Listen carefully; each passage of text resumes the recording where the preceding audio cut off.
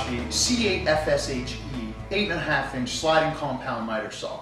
It's the lightest and most portable 8.5-inch slide saw on the market today. Weighing in at just 32 pounds, this saw can easily be moved from the workbench to a workstation, or from your car to the job site, or whatever you need to do with it. It's very light and very powerful. The saw comes fully loaded with a laser light, LED work light. It features a 9.5 amp motor that runs at 5,500 RPM, so you're going to get a really smooth, clean cut. It also has the best-in-class dust collection with a dust collecting bag here, which is easily removed, unzipped, emptied, and reattached to the saw. It also has a 5-year professional warranty, so you know you're going to be covered, and it's backed by Hitachi, so you know you're buying a good product.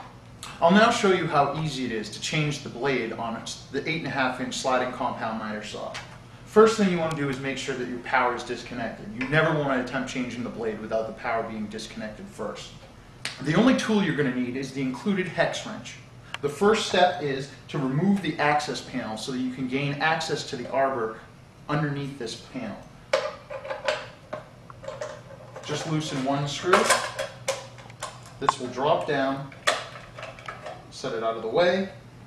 Now you'll want to engage the blade lock just on the back side of the blade.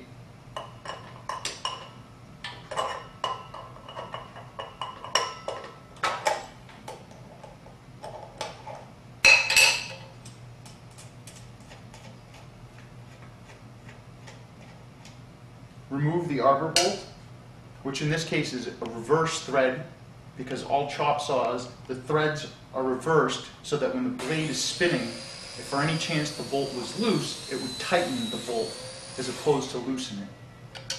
Next, remove the washer. Manually raise the blade guard. Remove the blade. Now in this instance we have a 24-tooth framing blade.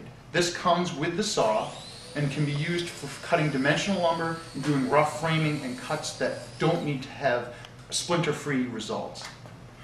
Now we're going to put the 60-tooth blade on, which is used for doing finer cuts in paneling or molding, crown molding, anything where you need a really fine cut.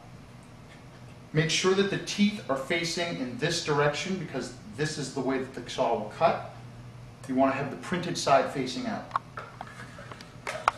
Slide the blade guard up, insert the blade back up into position, make sure that it's securely over the arbor of the tool, put the washer back on the saw, and thread the arbor bolt back in.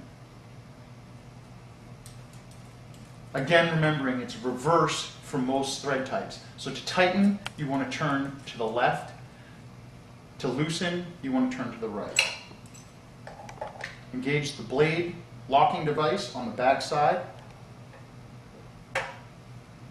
Hand tighten, make sure you don't over tighten. Slide the arbor guard back in place.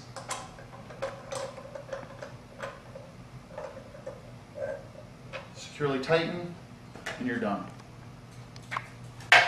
Now we can plug the tool back in and begin cutting. The C8FSHE comes equipped with a laser line.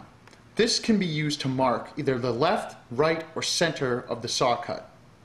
In this instance, we're going to set it up so that we can cut and make our mark so that the blade cuts evenly along this pencil mark that we've made here. Now the first thing we're going to do is calibrate the laser. So we're going to make a quick test cut.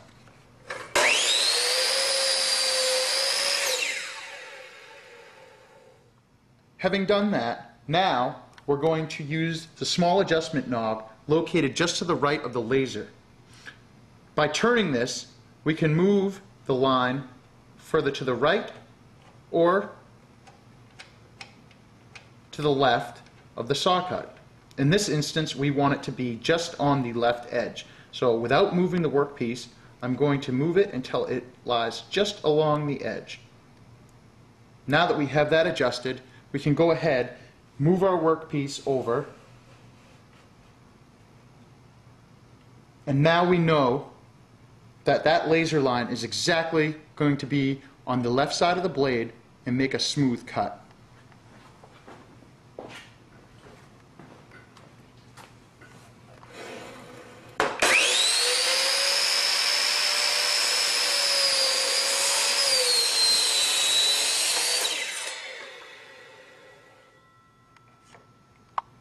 Perfect.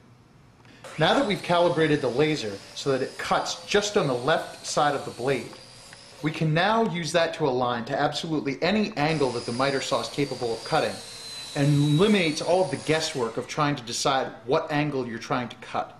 To do this, simply lift up the lever, slide the blade, move the workpiece so that it lines up, and adjust the miter until you're perfectly on that line. Now, the slight tap,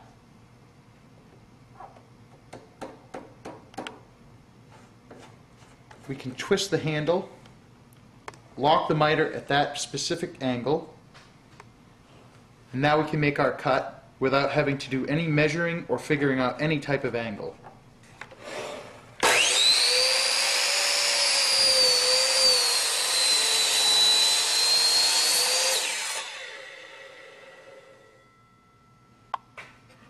We have a smooth, splinter-free, very nice cut.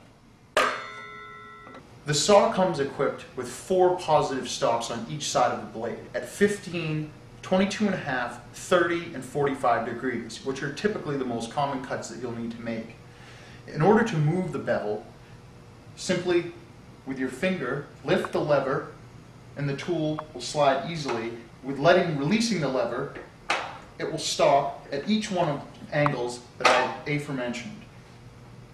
However, if you're trying to lock the position in an arbitrary angle, which is not common, let's say for instance 26.5 degrees, set the saw using the scale here, which is very accurate, and twist this handle. That's going to lock the saw at any angle you could possibly want, infinite adjustment wherever you need it. To unlock, simply spin, lift the lever, return to 90 or whatever angle you'd like.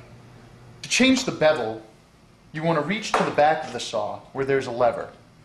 Reading the scale, loosen the lever, and you can adjust.